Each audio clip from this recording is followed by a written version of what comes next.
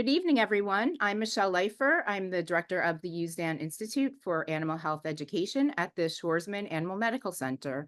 Along with my colleague, Kimberly Young, I'd like to thank you for joining us for tonight's webinar, How to Be Your Pet's Best Nurse with Dr. Ann Hohenhaus. This webinar is for informational and educational purposes only and is not intended to substitute for professional veterinary medical advice, diagnosis, or treatment. If you have questions or concerns about your pet's health, it's always best to consult your veterinarian.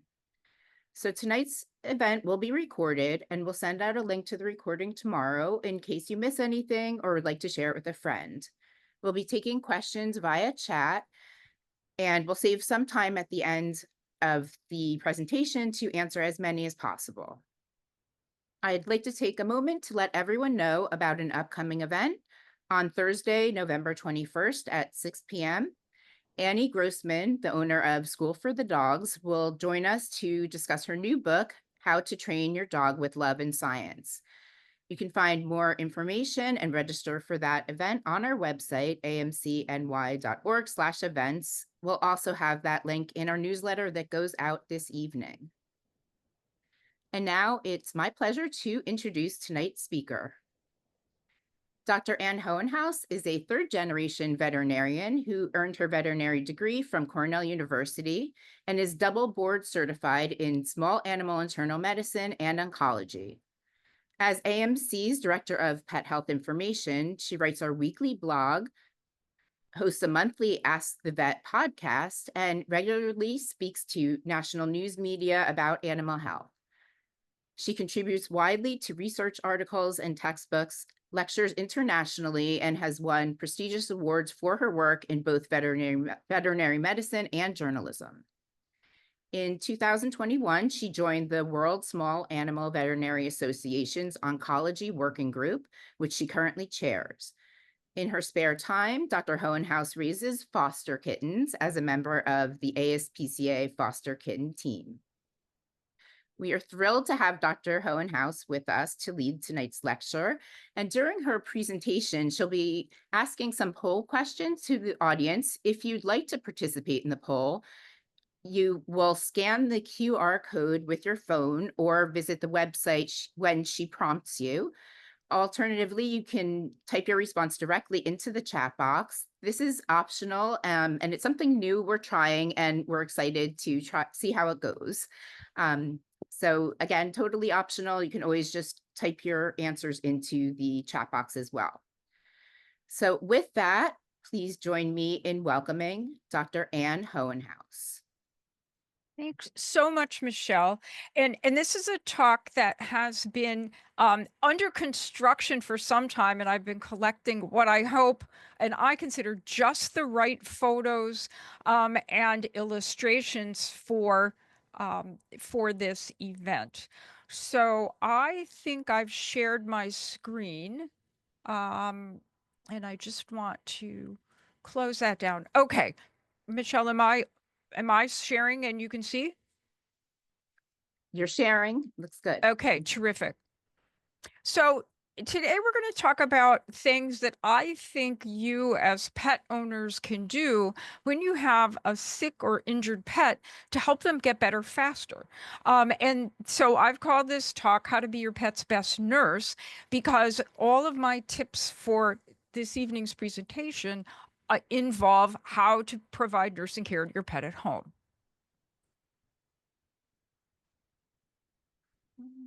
Now, there we go. And so the subtitle for tonight's talk is Becoming a Veterinary Florence Nightingale. And this picture of these cats was taken by a long time ago AMC client who was a professional photographer. And she did not drug these cats. These are her own cats. I don't know how she got them to be dressed up in these little outfits, but she had these most wonderful cats that would be in pictures of famous people. So this is our first polling option tonight. So if you've done poll everywhere, you already know the drill. So you can join with your phone and answer the questions on your phone by simply taking a picture of the QR code. If you want to join by text, then you would need to text to 22333, and then you put in Ann Hohenhaus 206, and that will get you a text message access. And you can also join by putting pollev.com/A Hohenhaus 206 in your web browser. And I think, Kimberly, did you put that link in the web, in the chat? Yes, it's in the chat. Okay, so this first question is, what snack and drink are you having during this presentation? And this is a word cloud, so you can type anything that you're having, because people might be having a variety of things depending on where you are. And I will show the responses so that those of you who are having nothing are going to feel guilty because other people are having really fun drinks and snacks. Oh, there's some nuns in there. Oh, look at, there's a lot of nuns. So this is kind of a fun way to make sure that you guys are logged on, and I can see that people are clearly logged on. Ooh, someone's having sashimi. What a great idea. Okay, so we'll go on now to our next slide. So this picture of Chase here, dressed up in a Mets outfit, is in honor of the playoffs that are currently going on. And before we got on, we checked, and the Yankees are up 1-0 over the Cleveland Guardians in the bottom of the second inning. So part of what we're going to do today is show my collection of Halloween photos of animals. And I just want you to know that I don't ask people for their photos. They like to send me photos of their pets. And this is a great opportunity to use them because we're so close to Halloween. We're going to talk about how you can restrict your pet's activity. That's something that is very hard for pet owners to do, especially when the pet is in a post-op situation. Then we're going to talk about the dreaded cone and other protective devices. We're going to talk a little bit about medical photography and videography, because now everybody's got a camera and a phone at their a camera and a video camera at their immediate disposal and can email me pictures. So I'm going to give some tips on how to do that better. We're going to talk about medication administration, and then I'm going to give you some resources to improve your nursing skills for your pet. So this is a fun one. This is where are you logged in from tonight? And you can just click where you are, and then little green pins are going to pop up all over. Someone appears to be in Antarctica. A lot of people on the East Coast. So this is kind of a fun way to know where people are, which looks like all over the United States.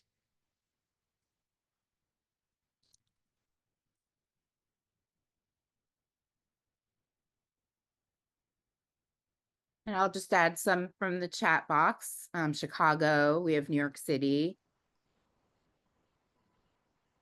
Great. Vermont at the Canadian border, California, Harlem, Miami, so Asheville, New Hampshire. Maybe the California person wants to tell us what's going on with the Mets and Dodgers. I forgot to check that score.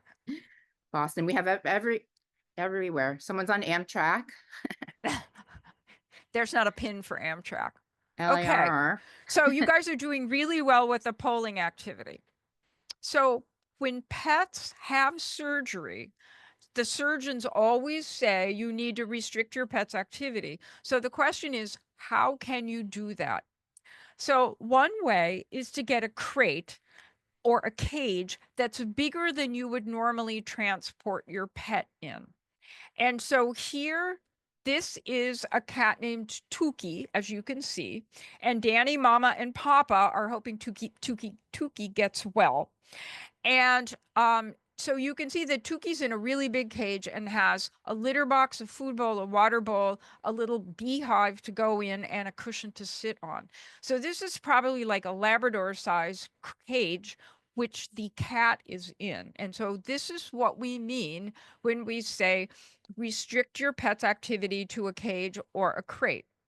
Now, this is a photo I just got the other day, and it fits perfectly in with the theme. This is my brother-in-law's dog who's just had her knee fixed.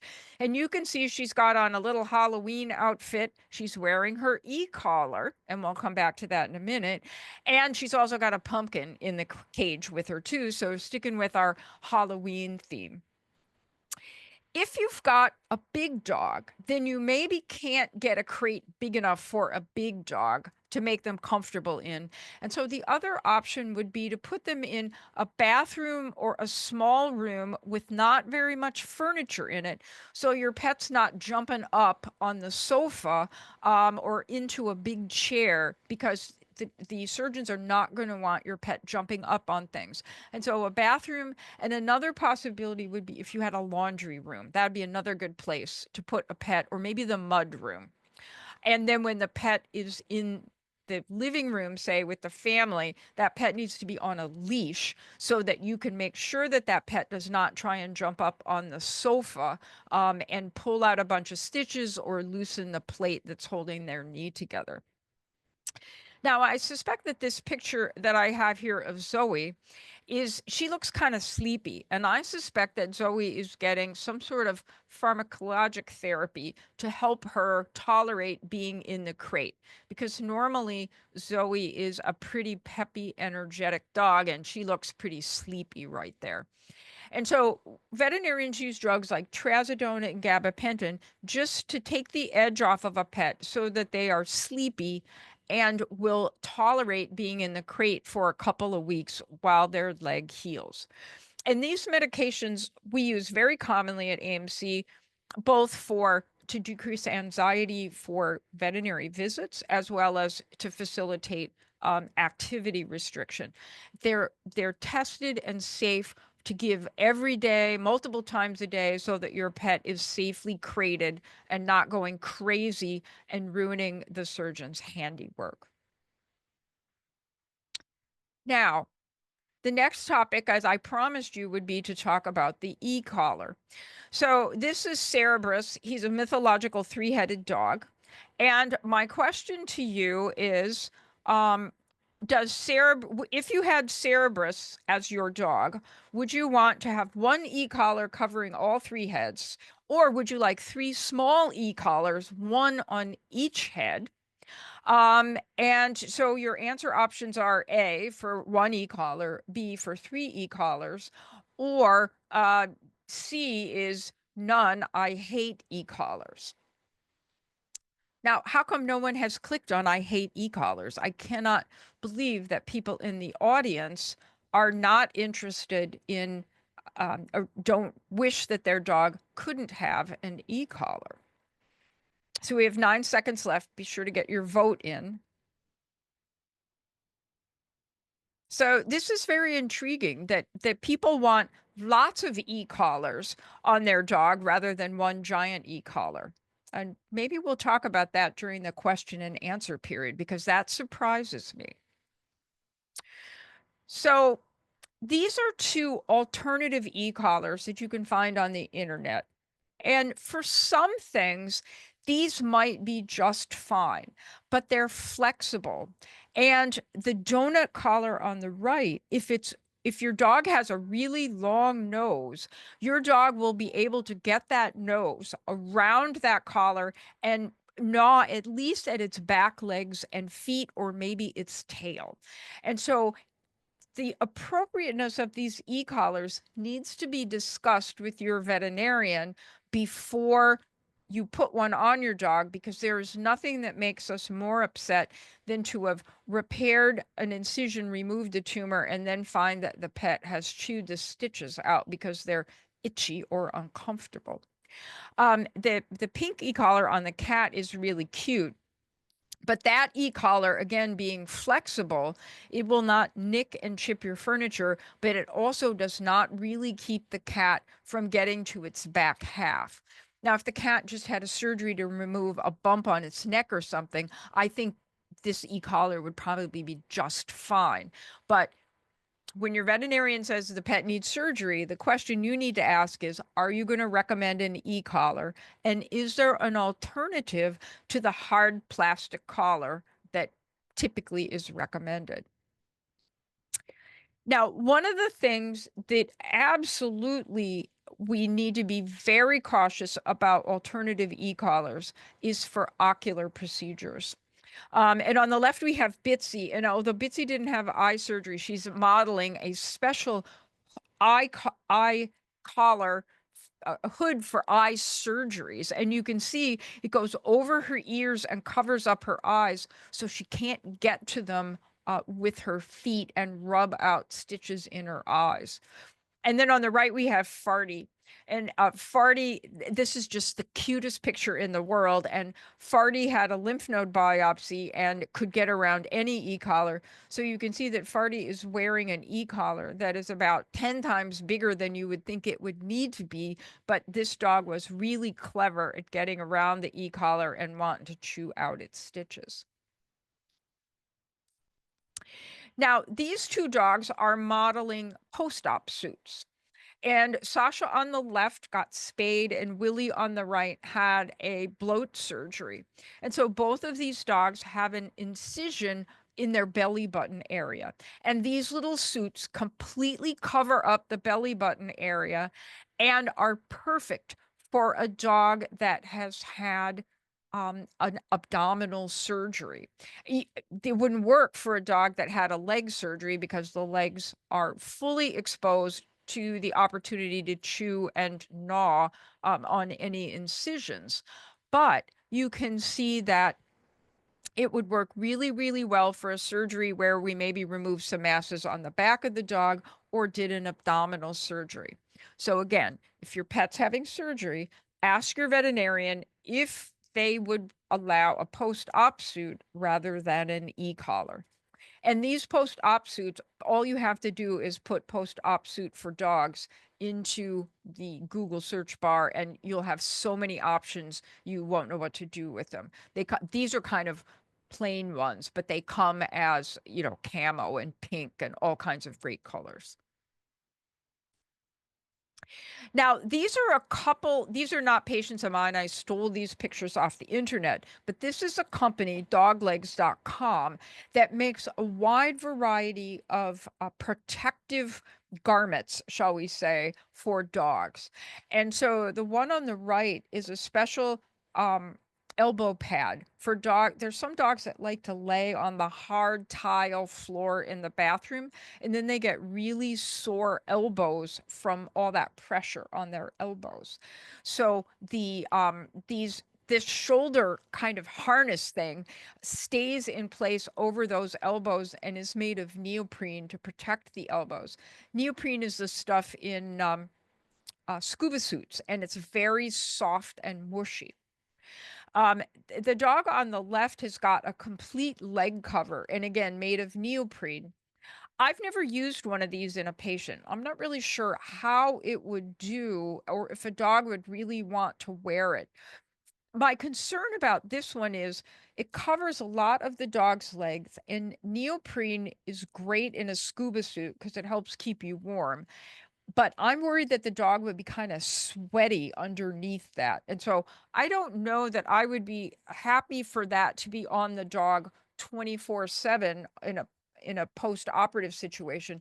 But maybe for some particular time period, or you need to take the dog in the car, and an e-collar in the car, I think could be dangerous. So I think this is reasonable to think about, but the one on the left is not my favorite post-op outfit for dogs. And then these are two photos that I took off of Facebook. So I'll give full credit to, I don't know who posted on them, but I thought they were incredibly clever. They're basically do-it-yourself post-op suits or elbow covers. So the one on the left, they just took what looks like some white t-shirt, cut some leg holes for the cat, and then fringed the edge and then tied it up over the top of the cat. So this this is what you would do on Saturday night if you realized that your dog was getting around or cat was getting around the e-collar that your veterinarian sent home. You could make one of these out of an old t-shirt and tie it around the dog to protect that spay incision or to protect an incision on the side or back. And I think this would work brilliantly and probably be a good way to get all those old ratty t-shirts out of your dresser drawer. The one on the right is a foot and leg protector that's made from a gym sock. And somebody just cut the gym sock down the middle and then tied that under the dog and then back over the top of the dog's shoulders. Now, I don't think this would work in a Great Dane. You'd probably have to have a different kind of sock, but this looks like it's on a Sheltie maybe, and it's a great solution. It's breathable. And so what I like about this compared to that neoprene sleeve on the dog's leg is this is totally soft, totally clean, breathable. And then when you're done with it, you either run it through the washer and use it again, or you just pitch it and get another old unmatched sock out of the dresser drawer. And this becomes profoundly useful. Another thing that we see in our post-op patients is they've got mobility issues, either because they're old and creaky or because their surgery has left them less mobile than normal. And so these are three suggestions for the patient with mobility issues. The purple roll on the top is an entire roll of yoga mat. And it comes in 100-foot rolls. Comes in a lot of colors. You can make it match your decor or pick your favorite color or your pet's favorite color. And then you put it on the slippery floor so that the dog has good traction. You can put the yoga mat in the washer, or if it gets dirty and soiled, you just throw it away and roll out some more yoga mat. And so that's a quick and easy solution to helping your pet be more mobile at home because it gives them good surface to grip on. And this is kind of a thin yoga mat. I wouldn't buy one of the big squishy yoga mats. This is thin just to provide good traction. The dog on the bottom is wearing what we call a help 'em up harness. And those are two-part harnesses. One goes over the shoulder, one goes over the hip. And then they've got a handle so that you can help your dog up or help it support its weight while it starts to regain use of its legs. And we use a lot of help 'em up harnesses, especially our rehab group uses a lot of them. And then this little dog here, let's see, turn my pointer on. This little dog right here has rubber boots, so they give good traction. And then they just go up and over the dog's shoulder and hips in order to stay on and not fall off. So these are just kind of really cute polka dot boots. You could use balloon boots. They make little sneaker boots for dogs, all kinds of different boots that the purpose of them is traction. Now, this would be good going outdoors, but again, I'm always worried about the dog's paws getting all hot and sweaty in those rubber boot parts. And so I wouldn't leave this on my dog all day, but as a way to help the dog get up and have better mobility and not slip on your wood or tile floors, I think this is a great use of this particular set of boots. Now we're going to shift gears a little bit here, and we're going to talk about medical photography and videography. So these three dogs are in a garden in a townhouse on 64th Street with orange lighting and a fabulous Halloween display. And earlier this week, I saw a map of New York City that indicated what neighborhoods had the best Halloween decorations. But I really like these because, of course, they're all dogs. So I get a lot of pictures from my clients of pictures of their pets. And sometimes they're just cute pictures. I've already showed you some of those. But other times the client is trying to show me something that they want me to see and give them advice on. So first point about sending photos to your veterinarian is in focus. I get too many photos that are out of focus and I have absolutely no idea what someone is trying to show me. The other thing that's helpful to me are multiple views, mostly something close up so I can see kind of what's going on, and then something far away so I know where the problem is on your dog and how much of your dog is involved in the problem. And I'm going to show you some examples of that. And then videos. Videos are helpful, but they need to be longer than you think, probably at least 15 to 30 seconds. A 5-second video doesn't really show have it take a doesn't have enough time that it shows me very much, and I have to like put it on loop it and keep replaying it and hoping I see what you're trying to show me. And I have some video examples for you too. Okay, so here's example one of close up.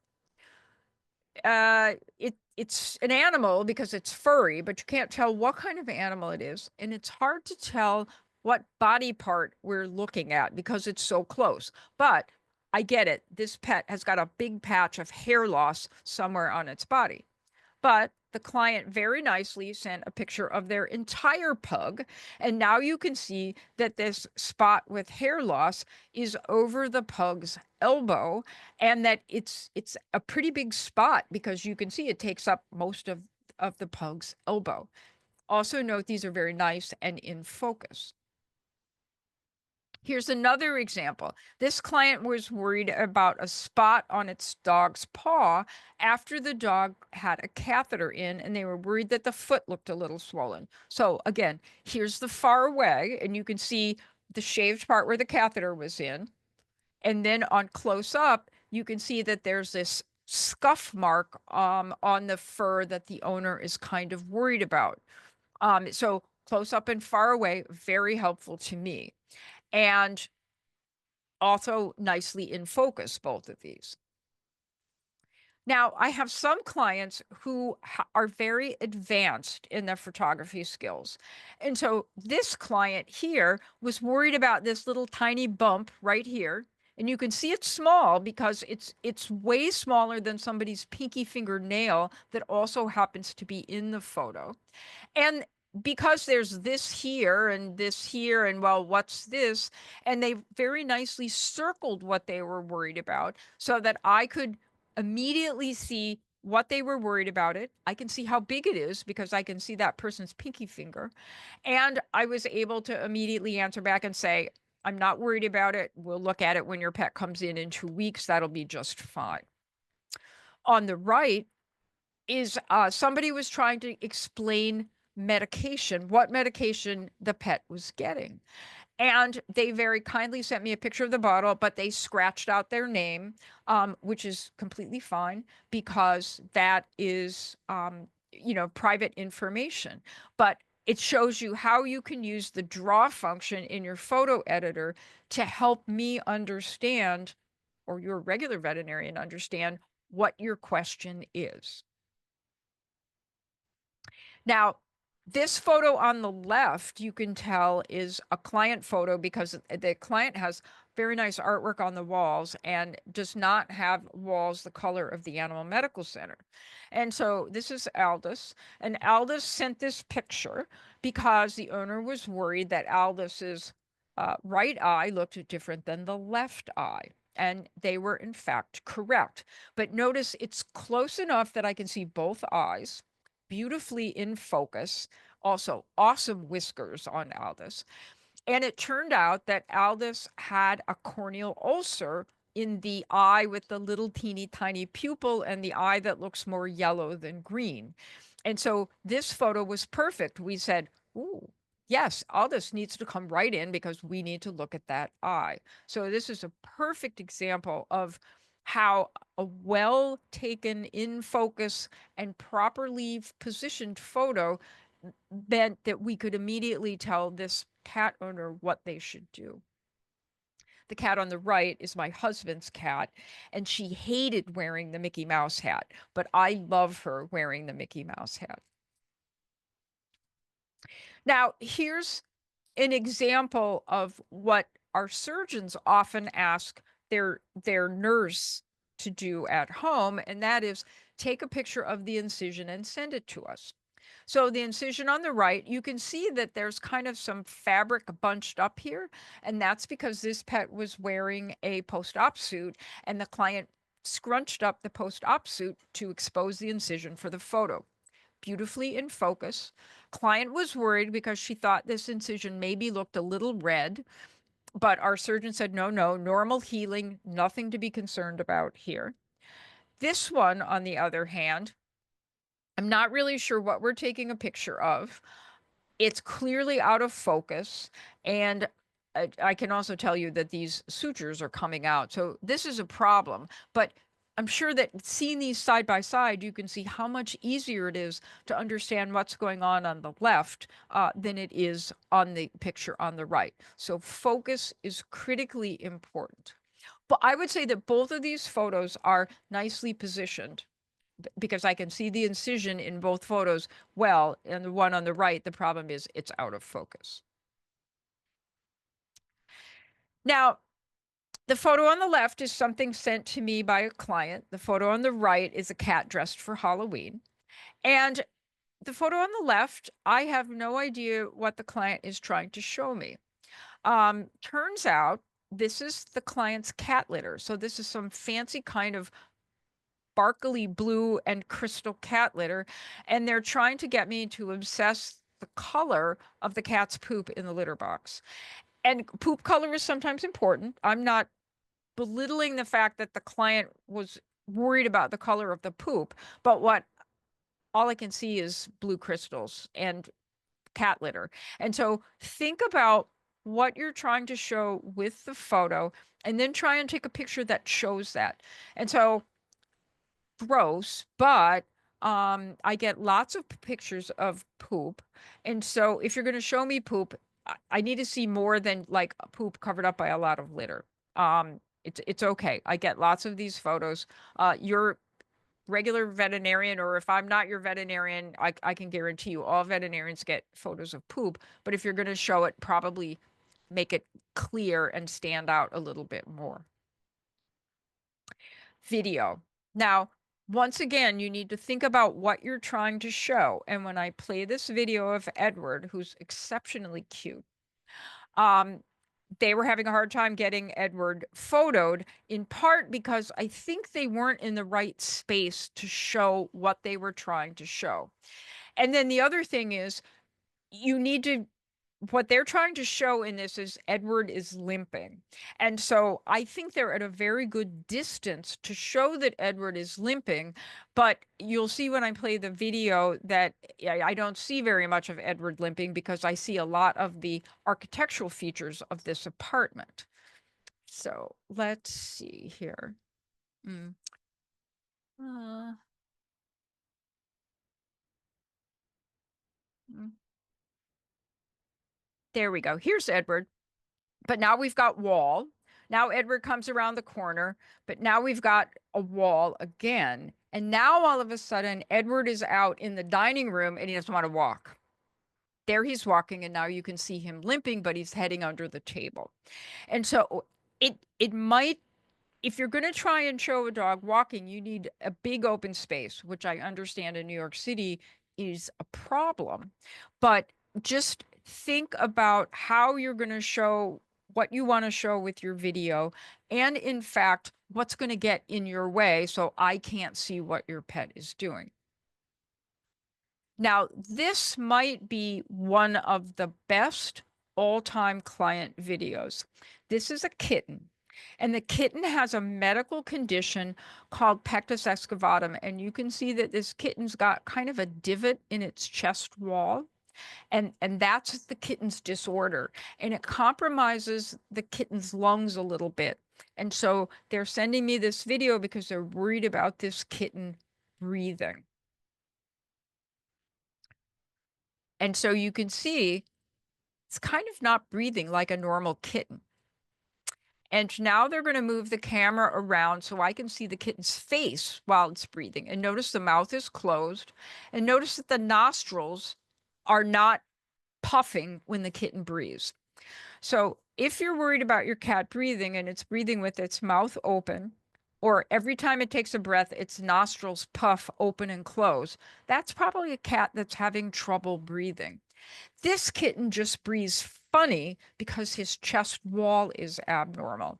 And so this kitten got fixed. AMC's surgeons put a little brace on his chest wall to pull his sternum out, and that corrected the problem and helps the kitten to breathe better. But this is a really nice video because it shows the whole cat. You can see it breathing, and then they circle around so I can see that this kitten is not in any distress when it's breathing. So now we have another poll. The poll is, what is the number one reason for calls to pet poison control? And you have 5 choices, and you can use the arrows on your screen to move your choice to the top, and then the votes will show.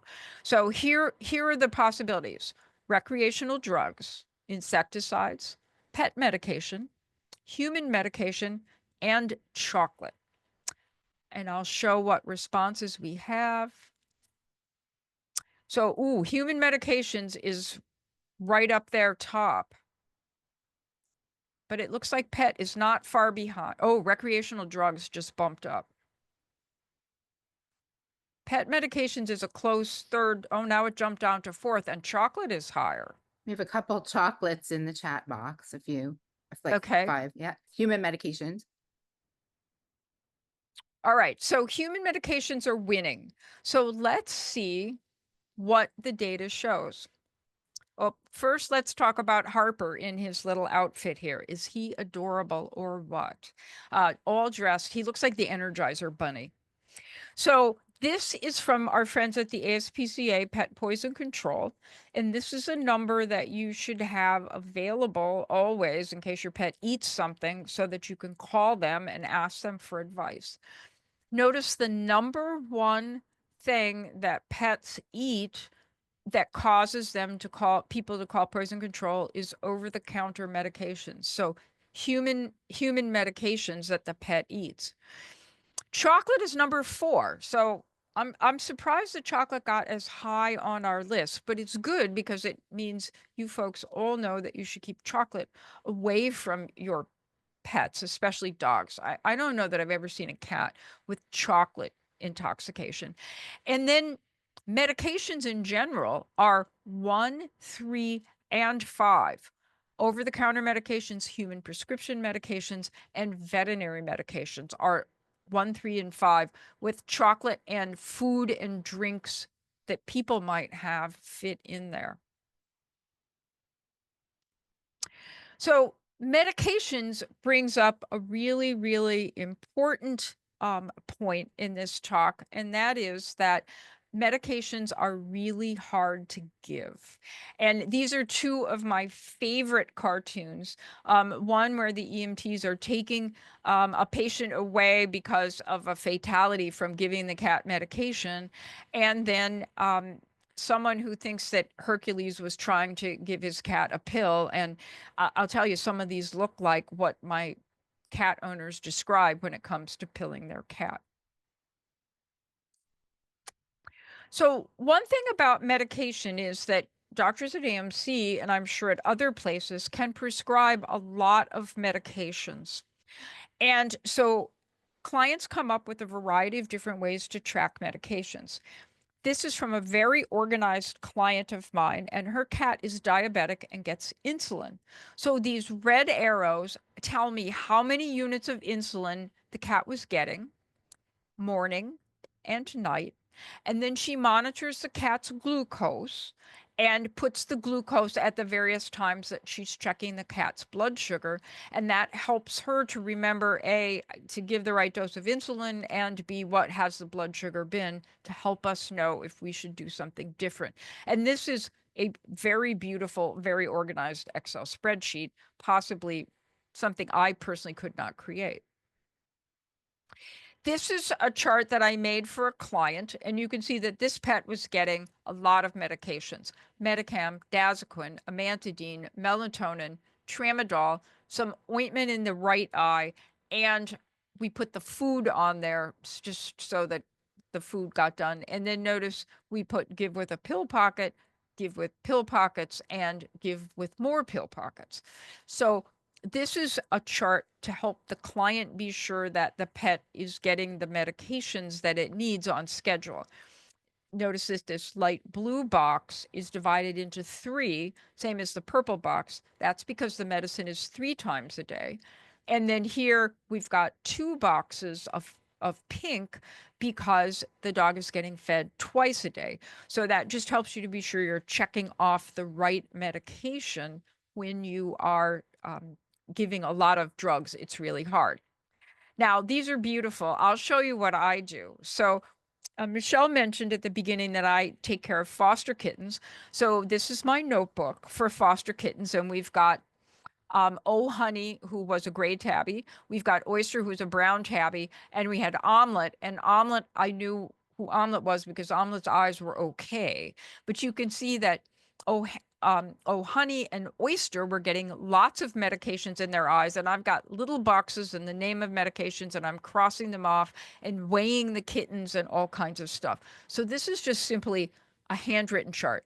Nothing fancy at all. And this gets the job done, but it's not nearly as pretty as the previous 2 that I showed you. So if you have a child you're trying to teach to learn Excel, get them to make you a chart. If you love Excel, go for it. And if you don't, a notebook will just work fine. So another thing about medication is we have to remember to give them, but then as I already said, it's a bit difficult to give medications to cats. And so my question for people here is, my pet has bitten or scratched me when I've given medications. A means yes, and B means no. And I want to see if the audience is the same as my as the data would show, or if the audience is in fact better at giving medications than the average cat owner. Okay, so we seem to be close to tied here. So we'll go to the next slide. And this was an online survey of owners experiencing medicating their cats at home. And this was published in the Journal of Feline Medicine and Surgery. So this is all cats. But 77% of 3,000 respondents indicated their cat had scratched or bitten them while the cat was being medicated. So maybe the difference between this survey and our not scientific survey that we just did is that we've got dog owners in our audience, not just cat owners. And I think cats are definitely more difficult to medicate than dogs are. So if your pet has scratched or bitten you while you're trying to give medication, I just want you to know you are not alone. It's a struggle.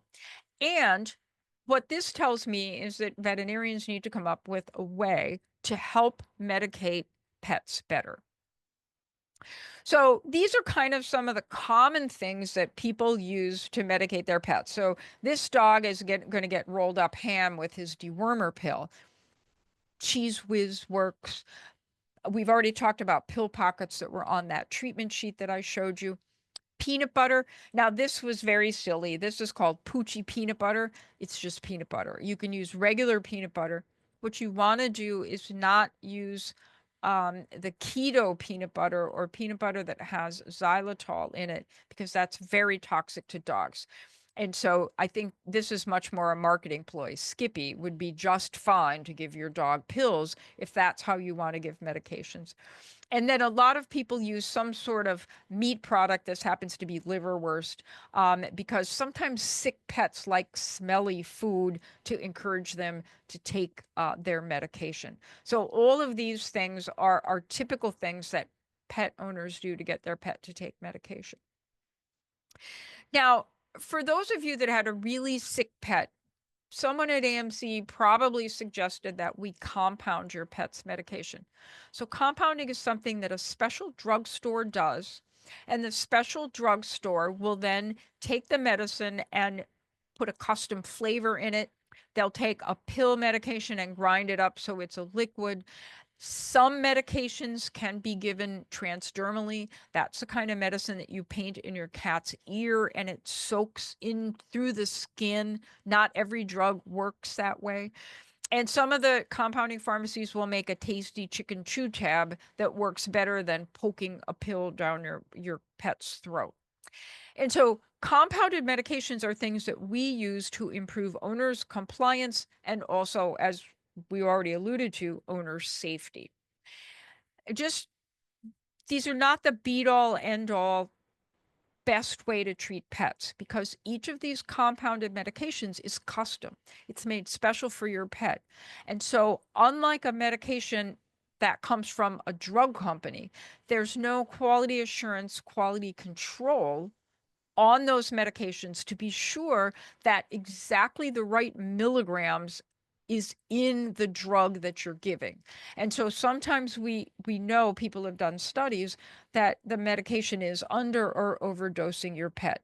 So I understand when we need to do a custom formulation, but also if I drag my feet and say, let's try something that's available commercially, it's because I'm worried about the quality of the product. The other thing is these products are probably not as stable, meaning that once you take a pill and crunch it up and dissolve it in chicken flavor, it probably isn't as stable as the original pill. And so most of these drugs are only good for about a month. And because they can be really expensive, it is important to know that you got to refill these often, and that adds to the cost as well. So now we're going to talk about how you, as your pet's nurse, can improve your nursing skills even more. I've given some fairly easy tips, but AMC's Usdan Institute has a lot of resources available to you that are going to help you take better care of your pet. And so this is the Usdan landing page, which I'm sure Michelle and Kimberly will send out the link to this. And you can see that if you are registered for this event, you might have gone to this page to register, but we've got how-to videos, information about pet food recalls, and a library to help you understand diseases that doctors diagnose your pet with. So this is all available free and open access. Now, this is one of AMC's videos. This is about medication administration, and there are let's see. Yep, here we go. I'm not going to play this video because it's quite a long video, but this one shows you how to give oral medication to your cat. And this video stars one of our licensed veterinary technicians who's extremely skilled at giving medications to cats. And she's going to show you several different ways in this video on how to get a pill down your cat. And you can see she's got a lot of different treats and a pill gun here to medicate this pet who is way more cooperative than I know your pet is likely to be. Now, this is a very short video, and you can see that we filmed this during the pandemic because we're wearing masks in this video. And this is how to take your dog's temperature. So a lot of times your doctor will say, well, can you take your pet's temperature? Because that helps them to know if it is really an emergency, especially my chemotherapy patients where we're worried about low white blood cell counts and an infection in a chemotherapy patient. So this is a really short 25-second video. And these videos can be found on AMC's AMC's YouTube channel. Not, I was going to say Usdan channel, but it's YouTube channel. And we'll send out links tomorrow as well. Great. And then next, it doesn't want to change to the next one. Oh, there we go. Up.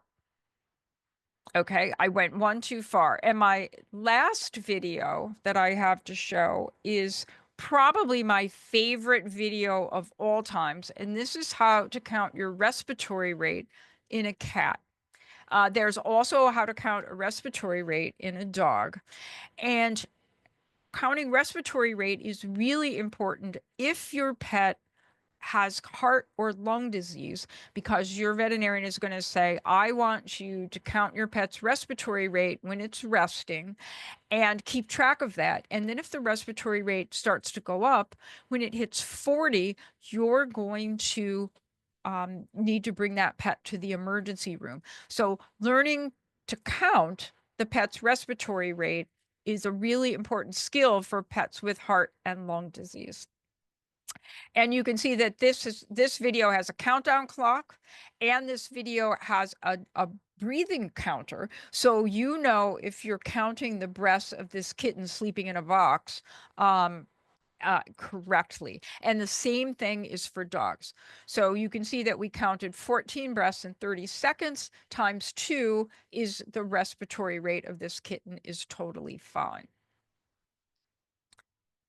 And now I think it's time for questions. I think we're good on time. Yes, we Look have, good. according to this, 9 minutes for questions. Yes, and we have a few. Thank you so much, first of all. That was a fantastic presentation, and I love the polls made it so much fun and more engaging. Okay, let's get to as many as we can. Okay, how would one protect incisions from rubbing against bodysuits? Rubbing against what? Like a bodysuit or a surgical suit, if there's an They fit snug enough that they don't move around a lot. And so we don't worry about, if you have on a post-op suit, we don't worry about that fabric rubbing against an incision. okay, that's good to They're made know. of very, really soft, nice fabric. I used one for my cat recommended by Dr. Ferrari, and it worked really well. I used one for my cat, and when she was getting gabapentin, it worked fine. And as soon as the gabapentin was gone, she got out of the thing in a heartbeat. So you need, advice to buying a post-op suit is be sure it fits reasonably snugly, or your Houdini pet will get out of it. There was a question earlier about whether a onesie would work. Um, well, if you looked closely at Sasha's post-op suit, it kind of was a onesie. She had snaps over the back side. Now that means that you have to unsnap it when the dog goes out on a walk. But yeah, you could use a onesie and cut a hole for the tail.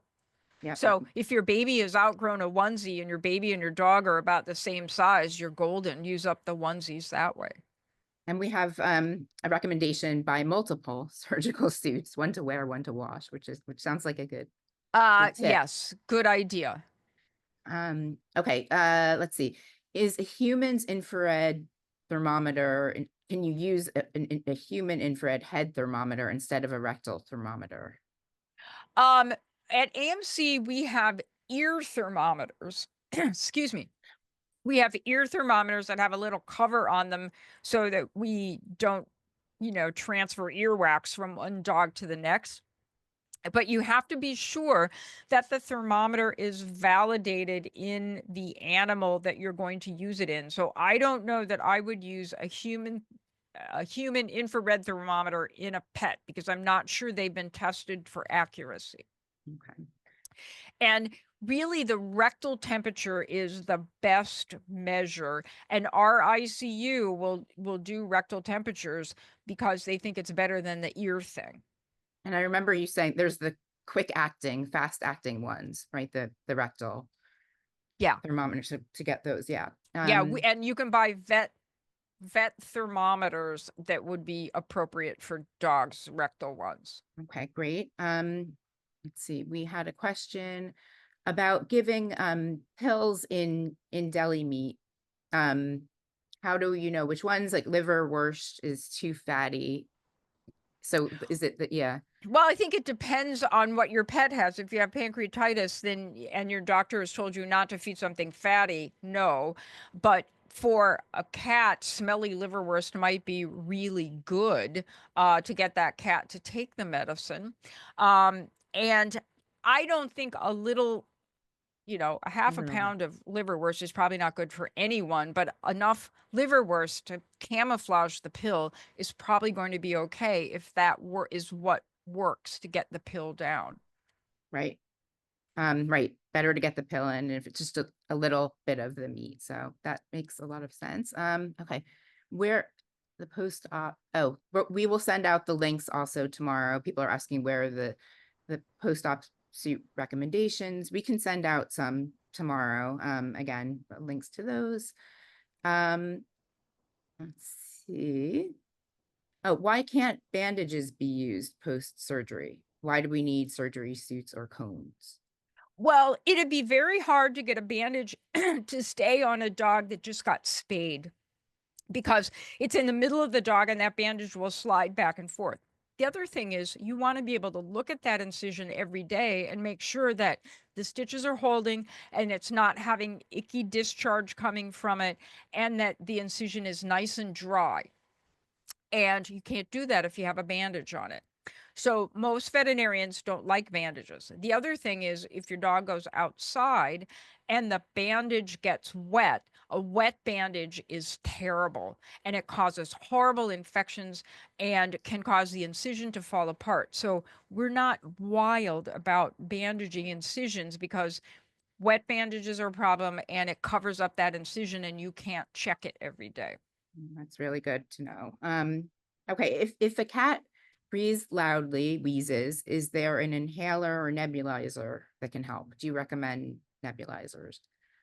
So there is something called AeroCat, AERO. I think it might be KAT. And it is kind of like an asthma spacer that I used for my child when there was an asthma problem. And you can use the AeroCat and has a little teeny cat face mask on it. And Mhm. then you can give the cat inhaled medications through the AeroCat. I'm pretty sure that AMC's oxygen cage has a nebulizer in it, and so we can nebulize drugs, but I nebulizers are really noisy, and I just do not see a cat wanting to sit there with a face mask on while that noisy machine is running medication. So I think the AeroCat is what you want to ask your veterinarian about. What about being, in a bathroom with the steam? So, In the- if your cat simply has a cold and a stuffy head and congestion, steaming your cat in the bathroom is totally fine. But if you need medication for your cat, like the cat needs inhaled steroids, then the AeroCat is the best way to get the medication into your cat's respiratory tract. Okay, great. Let's see. How can I best feed my cat oral gel if she rejects pill pockets? She won't lick it off my finger. Um, That must be a gel for, like, potassium or something, is what I'm guessing that it is. That so I would ask my veterinarian for a different formulation because if it's a potassium supplement, it comes in a bunch of different formulations, and I think that you could certainly, try a different way to give the gel, like in a pill or in a powder. Okay. And we'll send the link. I don't know if this will help everyone, but the oral medication for cats is very helpful and thorough and gives a number of different ideas there. Let's see. Some e-collars prevent the pet from reaching their food bowl. Raise the, what can you do? I think she's saying raise the bowl high enough, make sure the circumference of the collar allows the pet. Yeah, how do you feed them with that? Well, sometimes if you have a really big animal, that the e-collar really is too big, and then you have to hold the bowl for the patient inside the e-collar, or you take the e-collar off and supervise them at mealtime, and then put that e-collar right back on as soon as dinner is over. Okay, great. Yep. Um, okay, my cat had a fractured pelvis, and the vet said 6 to 8 weeks of cage rest. How do I know whether it should be 6, 7, or 8, or 4 or 5 for that matter? Oh, well, it seems like the cat needs a recheck with the veterinarian to make that decision. And so I would ask your veterinarian when it needs to be rechecked because then they'll make an assessment of when it can uh, start exercising. The other thing is, most of the time when I see surgery discharges, um, Dr. Hart, one of our orthopedic surgeons, will write something like, you can start your pet on a 1 block leash walk once a day sort of thing. And so you don't want your pet to go from 0 to 60 overnight. I think you need to, if the pet's been rested for 6 to 8 weeks, you need to ease them back into that, because they will probably be so happy to be out of that crate that they'll go crazy and then injure something else. So you need to ease them in, not let them go out and play frisbee for 4 hours after they come off of exercise restriction. That was a really good tip. Um, okay, my dog sometimes pants so fast I can't even count his respiratory rate. It's not consistent, but does occur. He's a Cavalier King Charles Spaniel, 3.5 years old, but hasn't been diagnosed with any cardiac problems. So I think that the questioner is asking the question because we know Cavalier King Charles Spaniels are at risk for heart disease. But if you look at our videos of counting cat and dog respiratory rates, both animals are sleeping. And we want that rate counted when the animal is quiet and sleeping, so that you practice counting, not when the dog is panting at the front door because someone just rang the doorbell. So counting respiratory rate should be done when the pet is snoozing on the sofa next to you, watching TV, sleeping in their bed. And then if the pet is breathing so fast they can't go to sleep, that's a concern. So it's all in the context of breathing. Great. No, it's good to know. Okay. If your cat is old and weighs only about 5.5 pounds and is given a prescription of gabapentin for cats up to 15 pounds, should I start with a third of the dosage? Probably check with your veterinarian, I would say. I can't talk about Yeah. doses for pets Yeah. that I haven't seen, because then if I don't have a Mm-hmm. license, it's a problem. So you need to check with your veterinarian. In general, my comment about gabapentin is I like to start lower and work up, which means it takes sometimes a little time to get the dosing just right. Okay. No, let's see. Can you touch on medications for allergies in dogs and cats?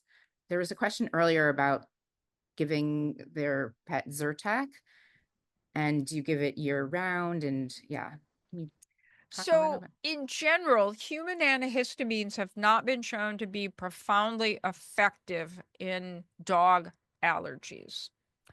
And so we don't use a lot of human antihistamines for dog allergies. I have like one patient, and she seems to really do well on, I want to say Allegra, but she's the Mm, only patient I have on that drug.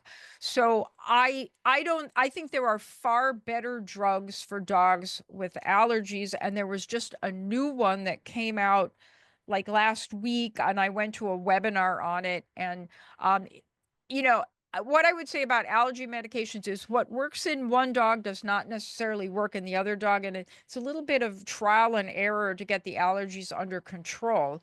But once you find a drug that works, then I think it's terrific. And we've got a lot of good drugs out there that we can use for dogs and cats with allergies. great. What is the most common issue that you see in post-op care? Most common mistake you see in post-op care? Say that again. What is the most common mistake you see in post-op care? I guess the most common mistake Oh, that owners by make. far, letting the dog or cat lick the incision and then they lick it open, and then we need to get them re-sewed back together. And that's why e-collars, confinement, post-op suits are such a big part of what I talked about tonight. Yeah, absolutely. What is the best way to keep a 6-pound Maltese from moving around after surgery? I guess for Well, little I dogs, yeah. I think it's borrow that Labrador next door's crate and set the Maltese up in the crate. And then if the Maltese is carrying on and going crazy because it's locked up, then you need to ask your veterinarian for the right drugs to slow it down, like that picture I showed you of Chloe. Because I know Chloe Yeah. since she was a baby. I am absolutely sure that that dog is drugged in order for it to stay in the crate while its knee heals. I mean, that's a big problem too, is keeping them, waiting long enough, right, on bed rest. But Yeah. It's important. Um, okay, I was told I have to get my dog neutered because he's been bleeding from his private area. My dog is 11 years old. Is he, or okay, we'll keep it general. Is an older pet too old to be neutered? No, one of the common reasons that we neuter male dogs is because they have prostatitis, and then that causes them to have blood in their urine that's coming from their prostate. So it's a really common surgery in older dogs because prostatitis tends to occur in older dogs. So it sounds to me that it you got good advice from your veterinarian. Absolutely. Okay, we're coming to the end.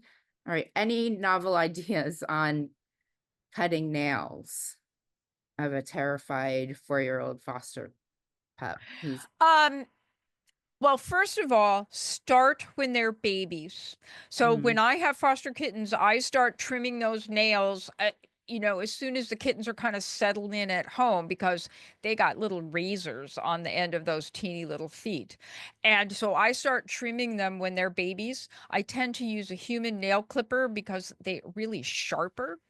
And and if you have a dog, same thing, start when the dog is a baby, and if you can only do one nail before they get frustrated, that's how it goes. And then be sure to do a lot of positive reinforcement, and don't, manhandle the puppy or kitten so that it is thinks it's not fun to get their nails trimmed. Make it a fun experience. And then some people like the Dremel. It's this mm. kind of sandpaper machine that sands the nails off. Now, I've never been brave enough to try that, but some clients who have big dogs with thick nails really think that is the way to go. Okay, great. I know that nail trimming can be a big challenge for people because we hear about it a lot, right? Oh, all when I was a child, all we had to say to the dog was, "Should we cut your nails?" And the dog like ran under the bed. I mean, in 2 seconds. I think the tip about if you can only do 2 a day, like you said, just Yeah. kind of keep up with it. Okay, well, I think we're over time now, but this was fantastic. Thank you so much, Dr. Hohenhaus, for such an insightful presentation and so thorough. We really appreciate you taking the time to join us and for making things even more fun with the interactive poll. Um, just a reminder to everyone, we'll send out this presentation tomorrow in case you missed anything or would like to share it with a friend. And again, some links to some of the videos, we'll include those as well. And a huge thank you to Kimberly Young for doing such an amazing job organizing this and all of our events. And of course, a very, very special thank you to all of you for spending part of your evening with us. We hope you found this valuable, and we look forward to seeing you next time. Our next event is, as I mentioned, November 21st at 6 p.m. It is a dog focused event, how to train your dog with love and science, but it should also be a great one. So thank you again, everyone, and thank you, Dr. Hohenhaus. This was wonderful, and we wish everyone a great rest of your evening. And I want to Yeah. thank everyone for giving me a great opportunity to show all my Halloween pet photos. Amazing photos, and all of your illustrations are so fun too. So thank you again for making it so, such a great topic, but also you made it really fun to watch. So we appreciate it. Okay. Oh, wait, we have some score updates. Oh, good. What? Do we have a Yankee one? Anyone? We have a Dodge. Okay. Anyone have the Yankee? I guess we can go look now. The Yankees, Cleveland is 2, Yankees are 1, and we're in the top of the 7th. All right. Well, we'll go watch. All right. Thank you again, everyone. Have a great night. Bye. Bye bye.